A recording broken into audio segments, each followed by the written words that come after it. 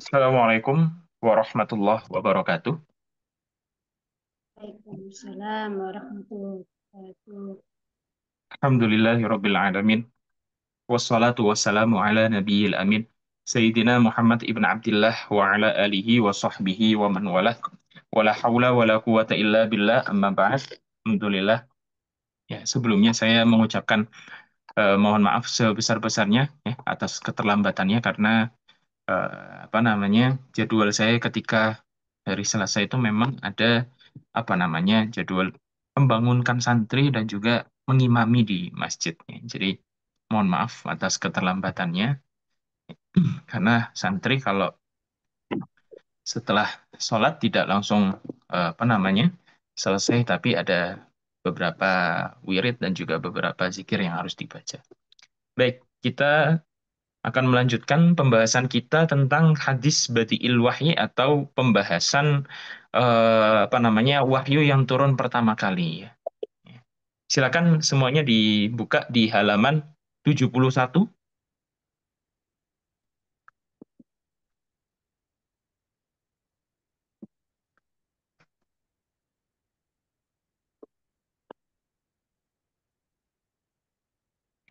Ya. Kita akan lanjutkan pembahasan tentang turunnya wahyu pertama kali atas Nabi Muhammad SAW. Ya. Kemarin sampai di kata fa'innahu alaihi salatu wassalam maja'a bi kitabin wala suhifatin wala lauhin wala waraqatin. Ya. Nabi Muhammad SAW ketika menerima wahyu pertama kali dari Allah lewat Sayyidina Jibril itu tidak langsung persiapan membawa kertas. Ya. Jadi ketika Nabi SAW berada di Gua Hiro, ya, ini apa namanya? Memang kebiasaan Nabi yang sudah kita bahas kemarin adalah tahanus. Ketika Nabi sudah mau mencapai umur 40 ini sudah tidak lagi disibukkan dengan perihal duniawi. Ya. Jadi tidak sibuk dagang, tidak sibuk apa menjadi lurah, camat dan lain sebagainya. Intinya melepaskan diri dari ikatan-ikatan duniawi yang ada pada diri beliau. Beliau menyendiri di Gua Hiro itu tujuannya adalah untuk ta'abud ya. Tidak lain tidak bukan adalah untuk beribadah kepada Allah. Ada beberapa orang yang tanya ya. Jadi Nabi Muhammad itu karena apa namanya sebelum menjadi nabi dan juga di Gua Hiro itu beribadahnya modelnya seperti apa ya. Jadi Nabi Muhammad beribadahnya model dengan Sayyidina Ibrahim ya, yang diperintahkan sholat ketika waktu pagi dan sholat ketika mau menjelang malam hari ya. Kalau bahasa sekarang subuh dan maghrib ya. Karena saat itu belum jelas ya, apakah Nabi ini diperintahkan sholat 5 waktu atau 10 waktu atau bagaimana, karena belum mendapatkan wahyu apapun ya. Wahyu yang pertama kali turun kepada Nabi Muhammad SAW adalah Iqra bismi rabbikal ladzi khalaqnya. Ketika ayat ini turun kepada Nabi Muhammad ya, kepada apa namanya lewat Sayyidina Jibril, ini datangnya Sayyidina Jibril ini secara tiba-tiba. Ya, yang paling penting di garis bawahnya adalah datangnya Sayyidina Jibril ini secara tiba-tiba. Ya, jadi tidak apa namanya Nabi ini apa namanya tidak ada persiapan, ya, ya, tidak ada istiadat ya, persiapan yang matang untuk bertemu Sayyidina Jibril. Yang kita tahu bahwasanya Sayyidina Jibril itu memiliki 600 sayap. Satu kepakan sayapnya saja bisa menutupi ufuk barat dan ufuk timur ya. Kita bayangkan saja. Kalau kita melihat langit dari ufuk timur ke ufuk barat itu cuma satu sayapnya Jibril bisa memenuhi. Bagaimana 600 sayapnya? Ya, saking besar. Jadi apa namanya? Nabi ini apa namanya? Kalau bisa kita bilang ketika Iqra bismi rabbikal ladzi khalaq. Bayangkan kita misalnya berdiam diri di suatu gunung, misal. Ini saya misalkan.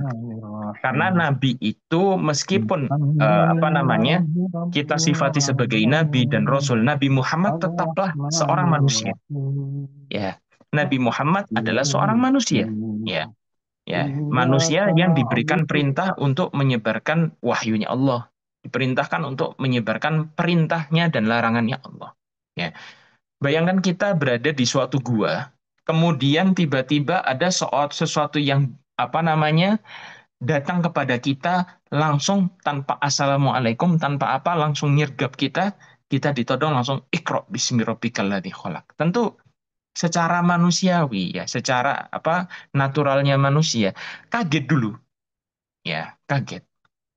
Jadi kata-kata Nabi Ma'an Nabi Korek yang pertama itu menunjukkan tafaja atau kekagetan Nabi sebagai manusia biasa. Baru yang Ma'an Nabi Korek yang dua, yang ketiga menunjukkan bahwasanya memang Nabi saat itu belum bisa baca dan tulis. Ya, tetapi yang perlu kita garis bawahi, tidak bisa baca dan tulis ini apa namanya? eh, baca dan tulis ini secara pasti atau bisa tapi nggak terlalu bisa. Ya, jadi marohilnya atau tahapannya, apakah Nabi ini saat itu benar-benar nggak bisa baca dan nggak bisa tulis, atau Nabi ini bisa, cuma istilahnya apa? Karena kaget tadi kehilangan semua kemampuannya, atau yang ketiga Nabi ini bisa, tapi bisanya itu nggak terlalu mahir. Ya. Nah, beberapa ulama mengatakan saat itu Nabi itu memang bukanlah orang yang bisa membaca dan menulis. Saat itu, saat mendapat wahyu pertama kali. Ya. Tapi setelah itu Allah mengajarkan kepada Nabi tentang baca dan tulis. Ya, jadi beberapa waktu Allah mengajarkan Nabi dan tulis sampai akhirnya ketika Nabi wafat, ya Nabi sudah dalam keadaan bisa baca dan tulis. Tapi ketika wahyu yang pertama kali datang, Nabi tidak bisa baca dan tulis. Tetapi kalau misalnya kita mengatakan Nabi itu tidak bisa baca dan tidak bisa menulis, ya ketika apa namanya? Ketika kita, apa namanya Nabi setelah mendapatkan wahyu tersebut, itu kan Nabi itu turun ke rumahnya dan menemui Sayyidah Khadijah. Ya. Setelah itu Sayyidah Khadijah membawa Nabi kepada saudara sepupunya yang beragama Nasrani yang bernama Waraqah bin Naufal. Kemudian Nabi ini mengatakan bahwasanya saya ketika di gua didatangin seseorang seperti ini dan apa namanya memberikan wahyu kepadaku Iqra bismillah. Nah, kata-kata beliau membacakan Iqra itu berarti kan beliau bisa membaca ya atau mengingat ya. Ada apa ulama lain yang mengingat. Jadi setelah kejadian itu Nabi itu memang tidak bisa baca dan tidak apa sudah bisa baca dan sudah bisa menulis ya. Ya, makanya apa namanya pendapat yang mengatakan bahwasanya Nabi tidak bisa baca dan tulis sama sekali itu menjadi batal. Ya, Nabi bisa baca dan tulis tapi tidak seperti apa namanya seperti sahabat-sahabat lain yang sangat mahir menulis, sangat mahir membuat syair dan mahir membuat tulisan apapun. Ya. Kemudian karena kita tahu pas kondisi tersebut Nabi ini tidak bisa baca dan tulis, maka sudah dipastikan saat itu Nabi ini tidak membawa tulisan apapun, tidak membawa kertas apapun atau papan sekiranya untuk menulis itu. Ya, karena wahyu itu diturunkan memang secara lafaz dari lisan. Tetapi Rasul kita menerima wahyu dari Allah itu menerima tidak hanya secara telinga, tapi menerimanya secara hati. Ya, itulah yang membedakan kita dengan Nabi Muhammad SAW. Kalau kita menerima wahyu atau mendengar suatu wahyu dari Allah Al-Quran dengan dengan telinga, kita cernah dulu maknanya seperti apa, atau kita lihat tafsirnya di dalam Al-Quran, atau kita lihat makna terjemahannya, baru kita mengerti apa yang dimaksud Allah. Tetapi kalau apa namanya wahyu yang diterima oleh Nabi itu tidak hanya masuk lewat telinga kemudian baru kita fahami di otak, tapi merasuk ke jiwanya, merasuk ke dadanya, kemudian dilapangkan oleh Allah keilmuan tentang ayat tersebut. Ya. Jadi Nabi itu ilmunya bisa dikatakan adalah ilmu nubuah atau ilmu laduniyah, ilmu yang diberikan Allah secara cuma-cuma. Ya. Jadi kalau misalnya kita memahami Iqra, oh, kita harus belajar dahulu. Kita harus belajar bahasa Arab. Ya, kata Iqra adalah fi'il amr. Fi'il amr ada di mana? Ada di sorof dan nahu. Artinya perintah.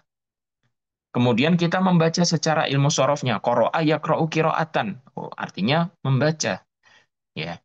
Kemudian kita memahami A, B, C, D, E, dan G. Akhirnya kita tahu tentang mana Iqra itu seperti apa. Ya, jadi kita wajib untuk apa namanya mempelajari hal itu terlebih dahulu baru kita paham. Tetapi kalau Nabi tidak mempelajari itu pun masuk ke dalam hatinya pun paham. Ya, jadi ilmu yang diberikan Allah kepada Nabi itu sepersekian detik pun bisa. Ya, seperti halnya ketika Allah mengajarkan kepada Sayyidina Adam wa 'allama Adam al-asma'al.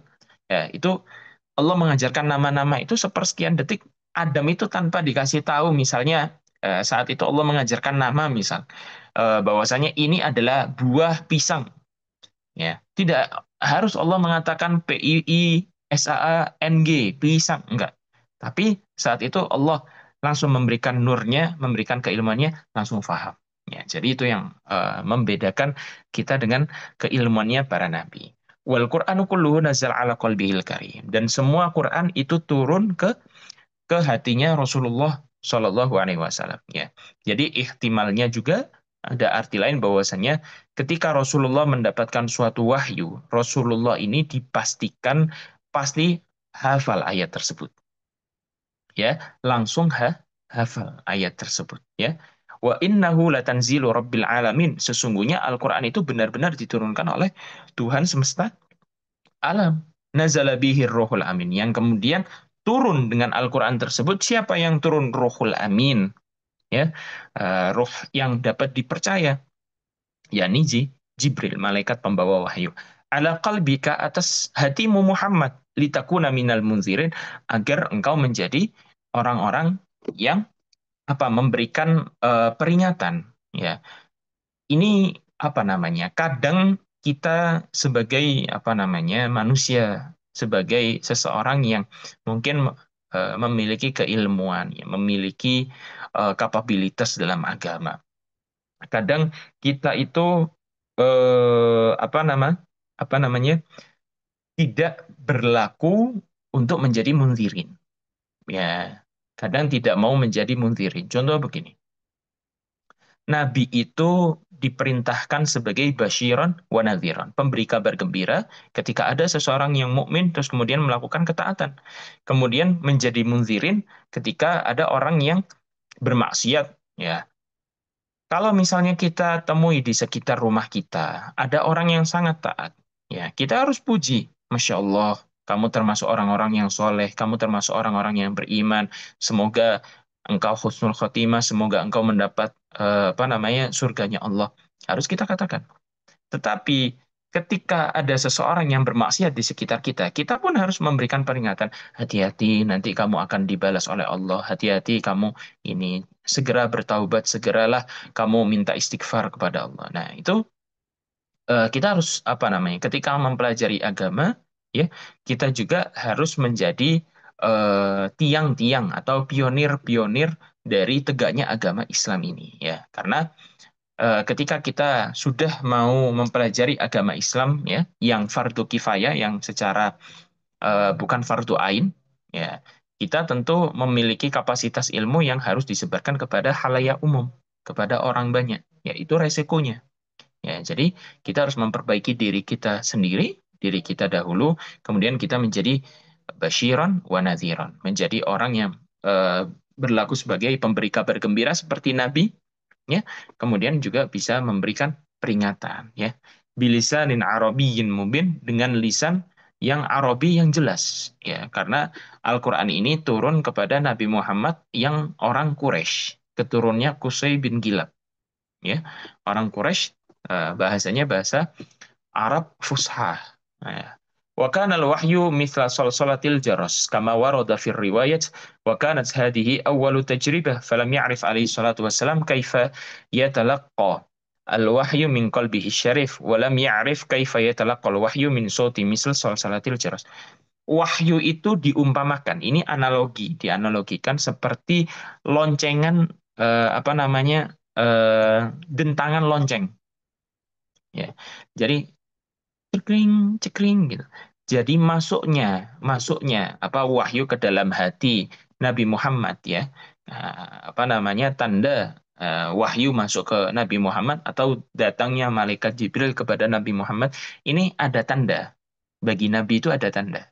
Ya, misalnya kalau kita ada bel rumah atau ada nada dering telepon kalau misalnya ini.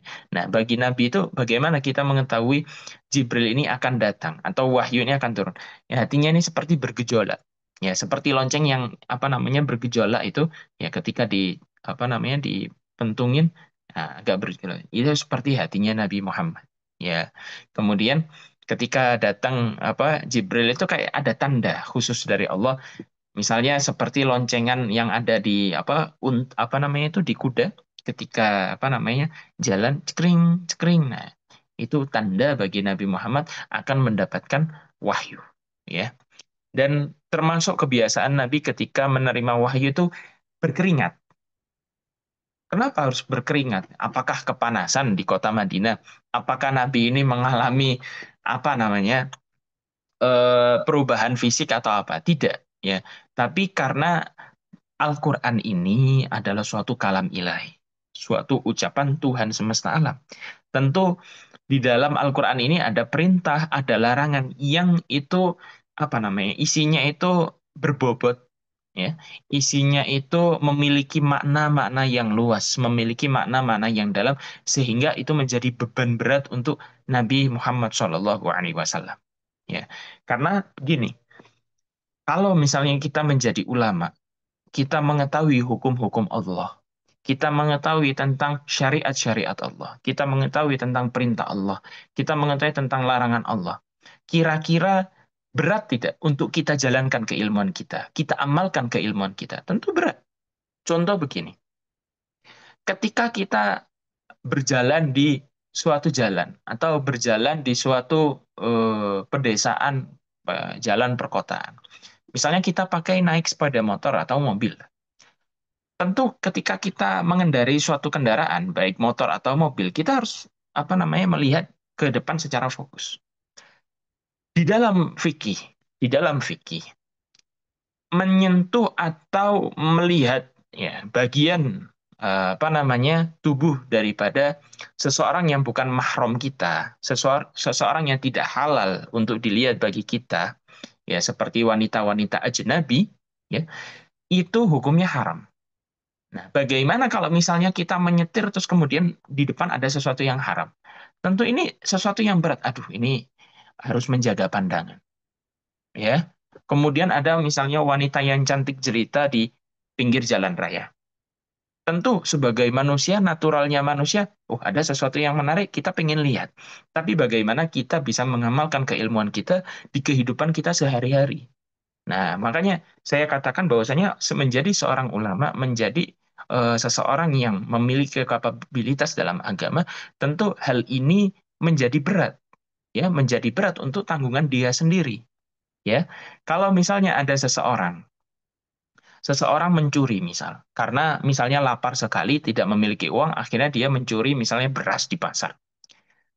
Paling apa terkena pukulan tapi tidak akan apa namanya itu terkena pada batinnya atau terkena pada jiwanya karena ya paling itu terkena pada fisiknya saja karena orang ya kamu pencuri begini begini tapi bayangkan kalau misalnya ada orang yang sudah mengetahui bahwasanya mencuri adalah haram hukumnya orang yang sudah mempelajari fikih mencuri itu haram ya bagaimana ya ketika dia mau mencuri dia mikir aduh ini nggak boleh ya nanti kalau mencuri kata Allah saya masuk neraka ya kemudian setelah benar-benar mau mencuri ya ketika mencuri digebukin orang itu si ustadz ini kok mencuri ya si kiai ini kok mencuri si fulan mencuri padahal dia paham agama makanya agama itu bisa menjadi rahmat bagi kita semua ketika kita mau melaksanakan keilmuan kita atau mengamalkan keilmuan kita tapi bisa juga menjadi laknat kalau misalnya kita tidak mengamalkan keilmuan kita ya makanya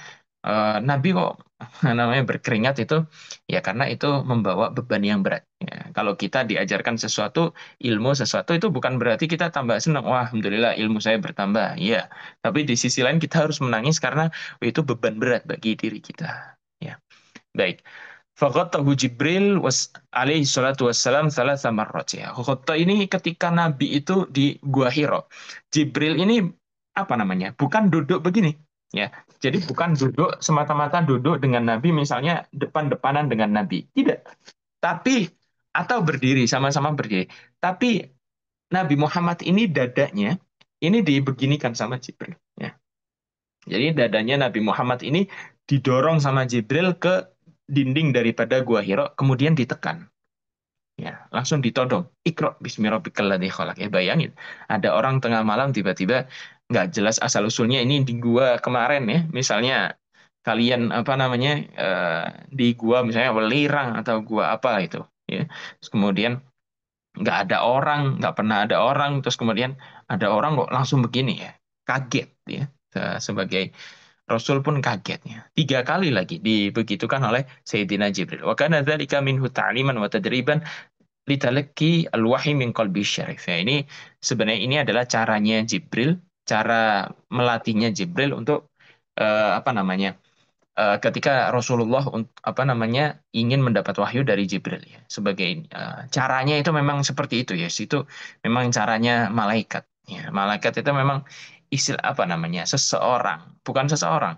Suatu zat yang diciptakan dari cahaya yang mana mereka ini punya ilmu tapi tidak memiliki akal. Ya, ya, jadi malaikat ini memang bukan seperti manusia. Kalau manusia dikasih ilmu tuh masih bisa mikir, masih bisa merot atau masih bisa mengkritik. Ini kenapa? Ini bagaimana? Oh, ini siapa? Ya.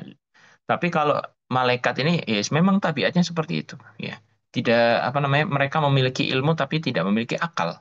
Ya, jadi mereka tidak bisa berpikir sebagainya. Kerjaannya disuruh Allah A ya A, disuruh Allah B ya B. Ya itu yang mereka lakukan. Wa ba'da dzalika istata'a alaihi salatu wassalam an yatalaqal wahyu min qalbi syarif. Ya, setelah ditekan oleh apa namanya Sayyidina Jibril, baru kemudian Rasulullah Shallallahu Alaihi Wasallam ini dapat mendapat wahyu di dalam hatinya. Wa qara'a ma anzalahu Sayyidina Jibril alaihi salatu wassalam ala qalbihi. Ya, kemudian beliau dapat membaca atas apa yang diturunkan oleh Sayyidina Jibril kepada beliau. Jadi sanatnya itu atau urutannya adalah Allah ya di dalam Lauhul Mahfudnya telah berfirman tentang sesuatu tertentu, kemudian firman ini dibawa oleh Sayyidina Jibril ya karena kalamnya Allah itu azali, kalamnya Allah itu qadim. Ya kita harus memahami bahwasanya eh, kalamnya Allah itu qadim, ya, bukan hadis tiba-tiba apa namanya Allah ngomong terus kemudian dibawa Jibril tidak, tapi memang sudah terbentuk semuanya. Ya, sebelum Nabi Muhammad semuanya sudah terencana dengan elok, terencana dengan sempurna di Lauhul Mahfuz sudah ada susunannya. Jadi Jibril tugasnya tinggal ngambil-ngambil saja. Ya. Jadi Allah tidak berpikir kira-kira apa ya? Saya mau ngomong apa ya ke Muhammad? Udah ngomong ini terus kemudian Jibril suruh bawa. Tidak, tapi semuanya sudah terencana dengan baik. Wahyu-wahyu kalamilahi sudah terencana dengan baik di dalam Lauhul Mahfuz. Tinggal dibawa oleh Sayyidina Jibril, kemudian disetorkan kepada Nabi Muhammad SAW. Saya izin terlebih dahulu ke kamar apa namanya ke belakang sebentar.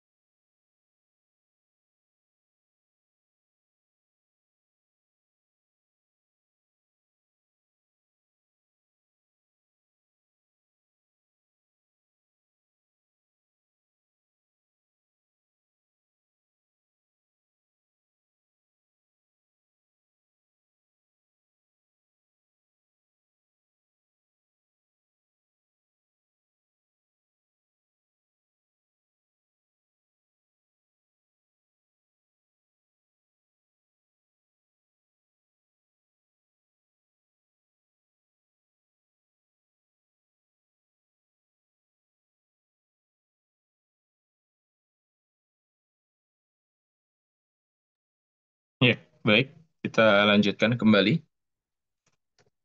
فهذه الرواية ليس فيها شيء مما يقال من نفي مهارة الكتابة والقراءة عن نبينا عليه الصلاة والسلام. Ya, riwayat ini tidak ada sama sekali menyinggung tentang kemahiran Nabi atau kebisaan Nabi, kemampuan Nabi ya dalam masalah membaca dan juga menulis ya, tidak ada hubungannya sama sekali.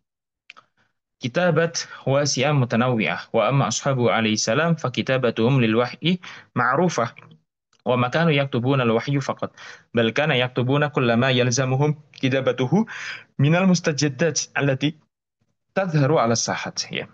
Tulisan daripada sahabat-sahabat itu banyak sekali ya. Jadi sahabat yang bisa menulis itu sudah apa namanya? Familiar, sudah terdengar familiar bagi kita. Jadi ketika saat Nabi apa namanya menyuruh mereka untuk menulis wahyu seperti Zaid bin Sabit dan lain sebagainya.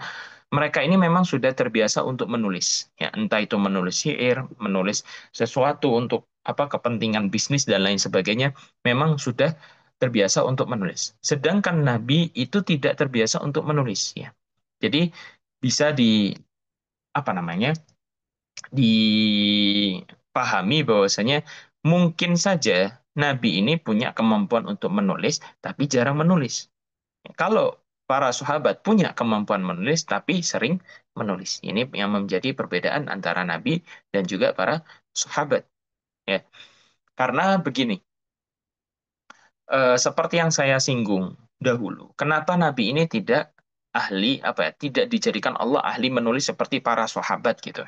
Ya, karena kalau misalnya Nabi ini apa namanya dikenal sebagai ahli tulis menulis, ya ditakutkan bagi para kaum-kaum kafir itu akan menyangka apa yang dibawa oleh Nabi wahyu yang berasal dari Allah yakni Al-Qur'an itu ini mah tulisan Muhammad ya. Jadi itu yang ditakutkan ya. Itu yang ditakwil dan ditafsir oleh para ulama. Fakana minhum may yaktubu ilal muluki wal hukam misalnya Sayyidina Zaid bin Sabit ya. Contohnya apa namanya para sahabat ya Zaid bin Sabit itu ya, sering menulis untuk para raja-raja.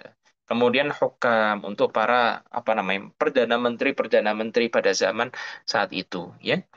Ya, wa kana minhum may yaktubul muahadat. Terus juga ada apa namanya sahabat yang ahli dalam menulis perjanjian-perjanjian. Ya, entah itu perjanjian dagang, entah itu perjanjian antar negara, daulah, entah itu perjanjian apapun, ya bainal qabail antara kabilah-kabilah, suku-suku tertentu, misal Sayyidina Ali ibn Abi Thalib ya. Jadi Sayyidina Ali bin Abi Thalib termasuk katibul wahyi, ya orang-orang yang menulis wahyu dari Rasulullah. Tapi beliau juga selain menulis wahyu, sudah terbiasa nulis perjanjian antara qabail atau antara suku-suku. Wa kana minhum may yaktubu fima yu'radu lahu min hawaij. Ada juga apa sahabat yang ketika misalnya ada sesuatu yang penting baru ditugaskan untuk menulis katibnya. Seperti Sayyidina Mughirah bin Syu'bah. Wa kana minhum may yaktubu ma yatimu bainan nas minal mudayanat wa sairul uqud maliyah. Ada yang apa tentang hutang-hutang. Ya, nyatetin utang-utang, kemudian nyatetin apa namanya akad-akad yang sifatnya harta, ya. Ya, jadi hutang, pinjaman dan lain sebagainya itu ya ahli menghitung ya. Ahli menghitung akuntansi kalau bahasa keuangan ya akuntan. Ya, akuntan itu seperti Sayyidina Abdullah ibn Arqam. Ya, wa kana minhum man yuqayyid wa yusajjil ma yuhrizu minal maghanim fil ghazawat. Nah, ada juga apa namanya sahabat yang tugasnya itu menulis, mencatat gitu ya. Ya, apa misalnya ghanimah-ghanimah yang didapatkan ketika perang itu, oh, misalnya barang rampasan apa? Ghanimah itu kan artinya barang rampasan perang. Misalnya rampasan perangnya itu ada kalung, ada pedang, ada gerobak, ada kuda, ada apa namanya kambing dan lain sebagainya. Oh, itu dibawa. Ya, karena orang-orang kalau perang kalah itu barangnya ditinggalin. Misalnya meninggal terus kemudian dia bawa emas gitu, sabuk, sabuk apa sabuk pedangnya emas, terus kemudian pakai kepala misalnya bajunya terdiri dari sutra itu juga mau onim atau ghanimah atau barang rampasan perang ya. Kemudian orang perang itu pasti bawa bekal, pasti bawa suatu perbendaraan. Ya, tidak mungkin orang datang jauh-jauh itu terus kemudian nggak bawa bekal sama sekali ya. Ditaruh di suatu tertentu, akhirnya apa namanya ketika mereka lari ya kita kejar. Nah, barang-barang ini kita ambil ya. Entah itu bawa galon, entah itu bawa macam-macam ya, baju-baju perang dan lain sebagainya. Nah, itu siapa yang biasanya sahabat yang menulis ya? Itu adalah Sayyidina Mu'aikib ibn Abi Fatimah Ad-Dausi. Ya, nah, tugasnya biasanya mencatat ghanimah. Wa kana minhum may yaktubu kharsal khububi wasimar. Ada yang bagiannya nulis tentang apa namanya sak-sak apa namanya biji-bijian dan juga buah-buahan. Ketika panen misalnya, oh si A Fulan dapat ini, baitul mal ya. Seperti badan zakat nasional gitu. Oh ini dapat segini, zakatnya segini. Ya, seperti Sayyidina Hudzaifah ibn Al-Yaman. Wa kana hunaka katibun yud'a Hamzalatul Katib wa kana yakhlufu kull katibin min kutabin Nabi sallallahu alaihi wasallam idza habasahu habis min maw'idihi faghaliba alaihi ismul katib ya. Kalau misalnya ada katib-katib yang tidak bisa ya mereka ini yang sering menjadi katibnya Nabi atau orang kepercayaan Nabi untuk menulis ya. Kenapa apa namanya? Ya, alasan pertama kenapa Nabi tidak menulis sendiri yaitu tadi takutkan orang-orang kafir Quraisy itu akan menyangka Al-Qur'an itu adalah buatan Nabi Muhammad. Tetapi ada alasan lain bahwasannya kenapa Nabi itu tidak menulis ya? Karena posisi Nabi itu kan diangkat sebagai raja atau pemimpin suatu negara. Jadi seorang raja itu jarang sekali menulis tulisannya sendiri. Bagiannya pasti tanda tangan, cap aja ya. Tapi yang menulis itu adalah sekretaris pribadi atau sekprinya. Ya, jadi memang seperti tugasnya memang sudah dibuat oleh Allah sedemikian rupa bahwasanya Nabi nanti menjadi kepala negara yang tugasnya tidak untuk menulis atau merancang pidato atau apa, tapi ya sudah, ya tugasnya difokuskan untuk mengatur negara, mengatur umat, dakwah dan lain sebagainya. وتلك المعلومات لا تدل على إتقانهم للكتابة فحسب بل تدل على مهارتهم في الحساب فإن معظم هذه الكتابة لها صلة مباشرة بعلم الحساب ya bukan berarti mereka ini benar-benar bisa apa namanya orang-orang yang tadi saya sebutkan sahabat-sahabat ini bukan berarti mereka ini memang mahir sama sekali untuk tulis menulis ya tidak juga tapi ini menjelaskan kemampuan mereka dalam menghitung. Ya, rata-rata itu mereka pintar menghitung. Ya, bukan berarti mereka memang sangat pandai sekali dalam tulis menulis. Ya, dikatakan di sini. Sijillun lil muslimin wa sajillun lil mujahidin wa kanat tusajjilu asma'a kulla may yadkhul fil Islam. Mereka juga bahkan mencatat nama-nama yang masuk ke mereka apa nama masuk ke Islam itu mereka mencatat siapa sahabat yang baru. Karena sahabat itu total ada berapa? 124.000 total sahabat. Ya, sahabat siapa? Orang yang bertemu Nabi, beriman kepada Nabi dan meninggal dengan kondisi Islam. Ada orang yang bertemu Nabi tapi nggak iman sama Nabi, matinya pun nggak Islam. Ada Abu Jahal, Abu Lahab. Ya, ada orang yang apa namanya iman kepada Nabi, bertemu Nabi, ya, tapi matinya nggak Islam. Ada salah satu sahabat yang terpana atau terpesona dengan salah satu wanita Romawi.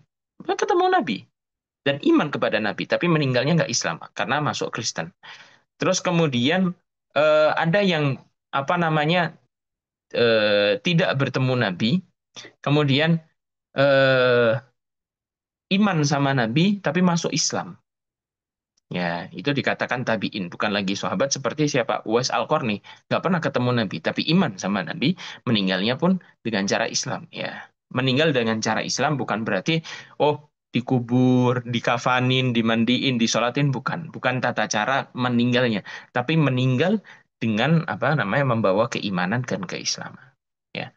Haitsu rawal Imam Bukhari حدثنا محمد ibn Yusuf حدثنا سفيان عن الأعمش عن أبي وائل عن أبي حذيفة رضي الله عنه قال النبي صلى الله عليه وسلم اكتبوا لي من تلفظ بالإسلام من الناس فكتبنا له 1050 و500 رجل ya diriwayatkan daripada Muhammad bin Yusuf ini di kitab Sahih Bukhari Hadasana Sufyan menceritakan kepada kami Sufyan anil A'mash daripada A'mash An Abi Wa'il dari Abi Wa'il, an Hudzaifah dari Hudzaifah Al-Yamani, radhiyallahu an qala, Nabi berkata, ya, uktubu, tulislah kalian semua li untuk diriku, ya.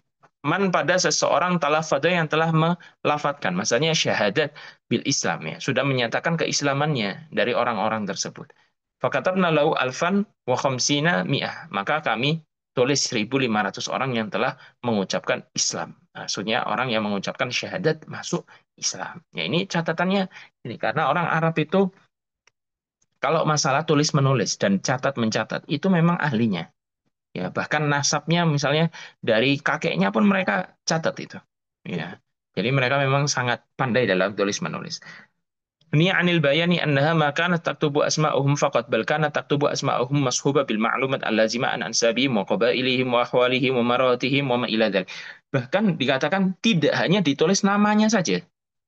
Ya, tapi sesuatu yang berhubungan dengan sahabat yang baru masuk Islam pun ditulis. Nasabnya siapa, bapaknya, kakeknya, buyut-buyutnya, bahkan kabilahnya dari suku mana, kemudian ahwal, apakah dia kaya, apakah dia janda, apakah dia punya anak satu, dan lain sebagainya. Itu ditulis. Wa maharatihim, bahkan kemahiran atau kemampuan mereka pun ditulis. Ini bisa memanah ya. Tujuannya tidak lain tidak bukan adalah misalnya si sahabat ini ikut perang. Kemudian kita butuh misalnya orang yang ahli romi atau ahli memanah. Ya tentu kita bisa langsung, oh si ini pintar memanah, ayo sini kamu datang, kamu bagian mana ya? Kita mau perang, kamu bagian ini. Terus kemudian kalau misalnya si dia pintar dagang, oh kamu bagian ngurus ini ya, kamu bisa ini. Nah. Lebih tujuannya tidak lain tidak bukan adalah untuk mengklasifikasikan dan mempermudah apa namanya dalam apa namanya pemerintahan Islam itu sendiri. Ya, misal dia pintar menulis syair, ya dia disuruh untuk membuat syair ya sesuai dengan kapasitasnya mereka. Terus kemudian kenapa harus tahu ansapnya, tahu anaknya, tahu bapaknya? Agar misalnya dia meninggal di medan perang, kita sudah tahu rumahnya di mana. Terus kemudian anak yatimnya ini nanti, oh anak yatimnya harus dikasih ini. Nah, kita tahu kapan harus ngasih sodako ya. Jadi ini menunjukkan bahwasanya apa namanya Islam itu sudah memiliki pembendaraan secara luar biasa seperti negara.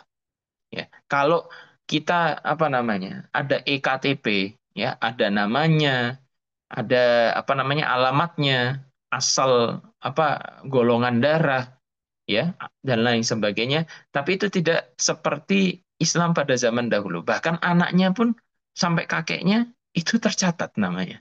Terus kemudian kabilahnya dari bani apa, ya anaknya apa namanya keturunannya siapa itu pun dicatat. Kemudian kondisi mereka apakah kaya miskin agar bansosnya rata nanti. Ya, kalau dia miskin, oh ini wajib dah bansos. Kalau misalnya dia kaya, oh dia wajib zakat malah. Ya. Kemudian dia punya toko di mana pun dicatat. Ini menunjukkan bahwa Islam ini pembendaharaannya sangat sangat luar biasa. Ya, ya bayangkan kita kita nggak mungkin negara punya seperti itu. Sedangkan Islam ya pada zaman Nabi Muhammad sudah memberlakukan hal seperti itu. Ya, ini Masya Allah ya menunjukkan kedikdayaan atau menunjukkan kesuperioran Islam pada zaman saat dipimpin oleh Nabi Muhammad SAW.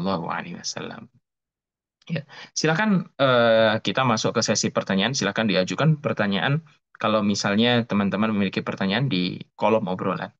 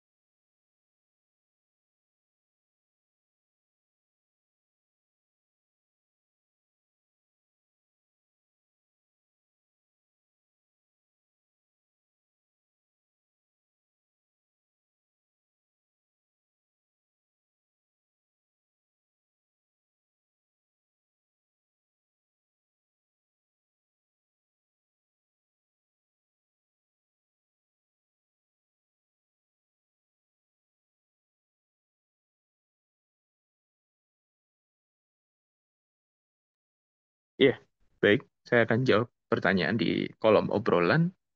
Jadi hubungan apa namanya wahyu pertama Iqra bismi rabbikal ladzi khalaq dengan ayat di Asy-Syu'ara wa innahu latanzilu rabbil alamin sebagai penegasan bahwasanya ayat apapun yang yang diwahyukan kepada Nabi Muhammad SAW itu benar-benar dibawa oleh Jibril nazala bihi ruhul amin. Sebagai penegasan saja.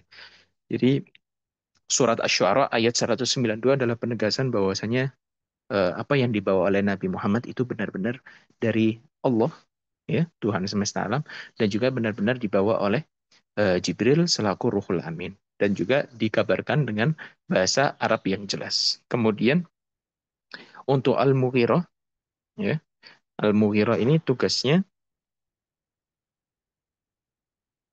sebagai pencatat kalau misalnya ada suatu hawaij atau keperluan-keperluan.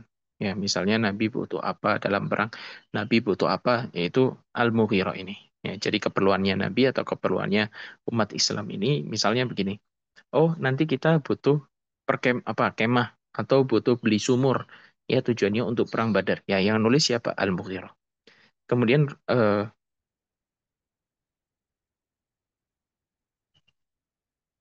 iya, kalau misalnya kita meruntut bahwasanya Rasulullah ini tidak bisa baca dan tulis, ya tidak mungkin karena buktinya Rasulullah ini pernah menulis di suatu surat dan bisa membaca surat tersebut, ya.